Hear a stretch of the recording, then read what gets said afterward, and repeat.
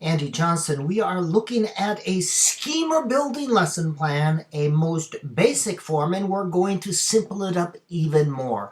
A schema is a file folder in your head, of course, so a schema building lesson plan is designed to add to that file folder, to add knowledge to the file folder in your head, to teach about something, to present a body of knowledge. Now, here is one form of a schema building lesson plan. And if you're brand new to lesson plan, you're looking at that and you're going, that's too much.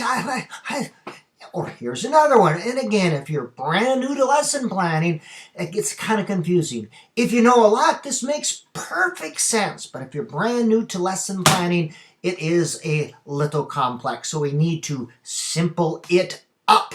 It's simple until you make it complicated. Keep it simple.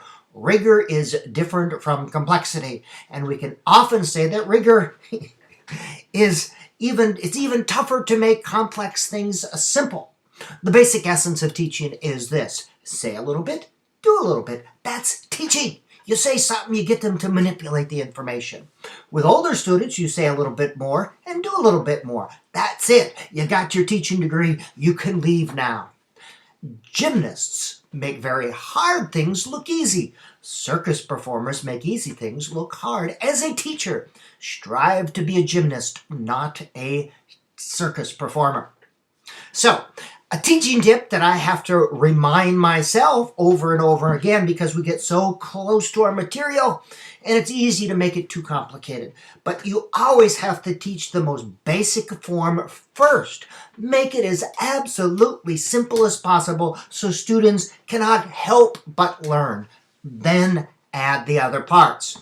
When you're teaching at your highest level, the teacher and the learner are one. I need to continue to learn. So, when beginning the lesson plan form, instead of that, which is fairly complex, there are 10 parts there, teach that. Simple. All right? We can add the other parts later, but we learn the basic part and we can add the other parts later. Purpose statement. Students will learn about. Insert your topic, what you want them to learn about. Opening.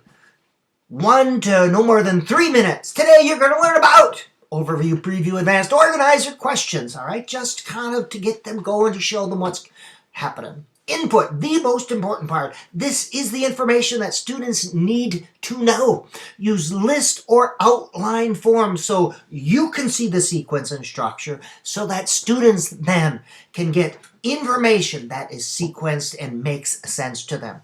And then an activity. The input, by the way, that's the say a little bit part. The activity is the do a little part. Anything to manipulate, extend, or apply something from the input.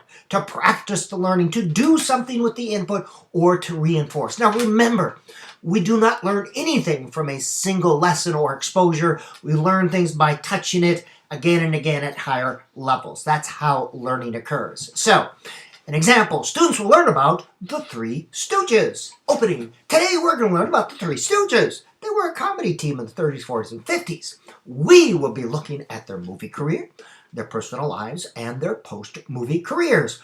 Bingo! There you have it. You get a sense of the whole and the 3 major parts we'll be looking at.